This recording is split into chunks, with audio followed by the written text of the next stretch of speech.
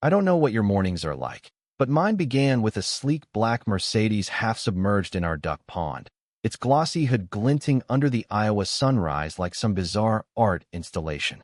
This wasn't an accident, mind you. My 75-year-old grandfather, Henry, a man who usually handles life's problems with a mug of coffee and a quiet stare, had finally snapped. What drove him to this? Two sisters, their luxury cars, and a cornfield they treated as their personal racetrack. Stick with me, because this story only gets wilder, and it's the kind of rural drama that'll make you question everything you thought you knew about neighbors. Have you ever dealt with people like this? I'd love to hear your stories, because I'm starting to think I'm not alone in this chaos. Henry and I live on a modest corn farm in rural Iowa, a place where the days start with the smell of earth and the soft rustle of cornstalks. My grandfather's been working this land for over 50 years, and I've never seen him lose his temper, not even when a stray dog tore through our vegetable patch last spring.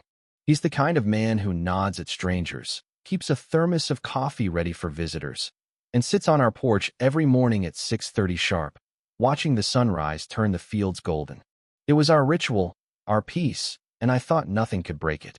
Then the Larson sisters moved in.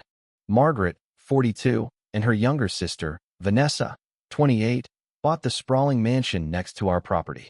The place screamed wealth: perfectly trimmed hedges, a stone driveway, and two gleaming Mercedes, one black for Margaret, one white for Vanessa, always spotless despite the dusty country roads.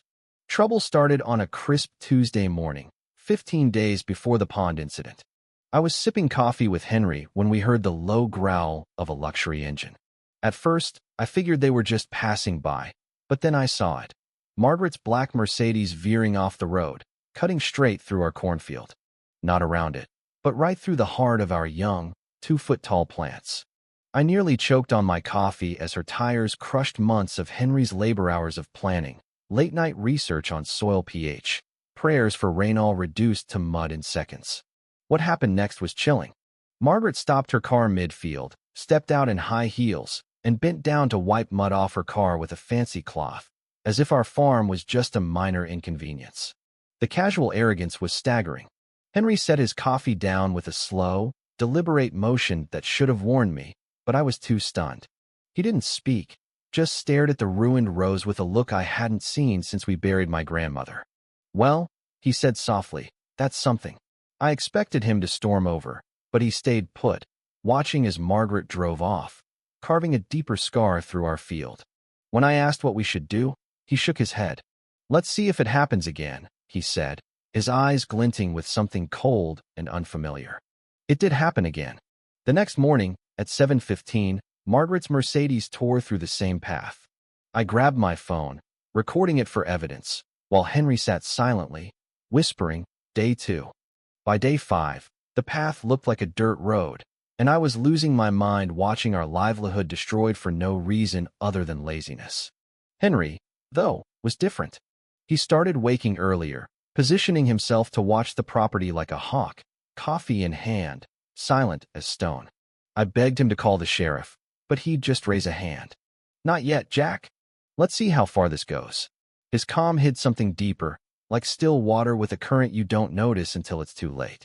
By day 15, Vanessa joined in, riding shotgun and filming the destruction on her phone, pointing at our ruined crops like she was shooting a travel vlog. The audacity was infuriating. They weren't just wrecking our field, they were mocking it. Henry started keeping a notebook, jotting down dates and times with eerie precision. 14 days, he muttered, staring at his old tractor like it held the answer. I couldn't shake the feeling that something big was brewing. On day 16, I snapped. I stood at the edge of our property, heart pounding, ready to end this. When Margaret's car approached, I raised a hand, keeping my tone polite but firm. "Ma'am, I'm Jack. This is our farm. Please stop driving through our fieldery, ruining our crops." Margaret rolled down her window, her face a mask of annoyance, like I was a pesky clerk. "You don't understand," she said, dripping with condescension. "I'm late for work, and your little field's the fastest way to the highway. These plants grow back, don't they?" Vanessa, smirking, recorded me, whispering, "Farmers harassing a working woman." I tried explaining that those plants were our income, our survival, But Margaret just shrugged. Replant them. How much can seeds cost? Then she drove off, leaving me speechless in the mud. Henry was waiting on the porch when I returned, his eyes reading my frustration. Didn't go well, did it? He said. I spilled everything: their arrogance, their dismissal, their filming. He listened, then said, words won't work with them. They've decided their wants trump our needs. I'll find another way. I spent the next few days trying to block their path signs, ropes, barriers, but they tore through everything. Vanessa filming each act like a performance. On day 20, Vanessa staged a dramatic fall in the field, wailing about dangerous conditions while checking her phone to ensure it was recording. The moment she thought no one was watching, she walked fine. Their social media posts called us aggressive farmers, twisting reality until we were the villains. It was maddening. By day 28, Henry was buried in legal books, researching agricultural laws. Jack, he said, eyes alight, I've found our answer. The next morning, as the sisters parked their cars to block our driveway, a new harassment tactic, Henry moved with purpose. It's time, he said, heading for our old red tractor. I followed, unsure but trusting. He drove the tractor to Margaret's Mercedes, pulled out a tow rope, and began tying it to her car. Margaret screamed, "What are you doing?" Henry, calm as ever, replied, "Ma'am, I'm removing a vehicle interfering with my farm's operations, per State Agricultural Code Section 42-7. I had no idea if that law existed, but his confidence was unshakable. The tractor roared, and Margaret's car began to move not to the road, but toward our duck pond. My heart raced. "Henry, are you sure?" I called. He grinned. "Sometimes, you gotta show people what happens when they cross a line." The car slid down the pond's slope, hesitated, then plunged in with a glorious splash, water erupting as ducks scattered, quacking in protest. The Mercedes settled half-submerged, a monument to their arrogance. Margaret and Vanessa stood soaked and stunned, their entitlement drowned in mud. Henry climbed down, dusted his hands, and said, "I guess that's what happens when you don't know the law." The next day, the sheriff arrived, a young deputy named Carter, looking out of his depth. Margaret had filed a complaint, claiming we'd set a trap to destroy her car. Henry offered him coffee and spun a tale about digging a hole for a fruit tree, insisting he had no idea anyone would drive through a cornfield. He showed Carter my videos of the trespassing, and the deputy, torn, found no grounds for charges. But he warned us about liability if anyone else got hurt. Margaret was livid, but the legal gray area protected us. The sisters didn't stop. For days, they parked just close enough to our driveway to make leaving a hassle, smirking as Vanessa filmed. Her online posts painted us as rural tyrants, racking up views and hateful comments from strangers.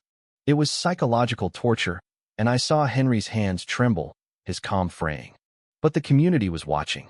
Word of the pond incident spread, and neighbors shared their own stories of the sisters' entitlement complaints about mail delivery, demands on local businesses. The town was done. On day 30, the police chief, a grizzled veteran named Thompson, showed up.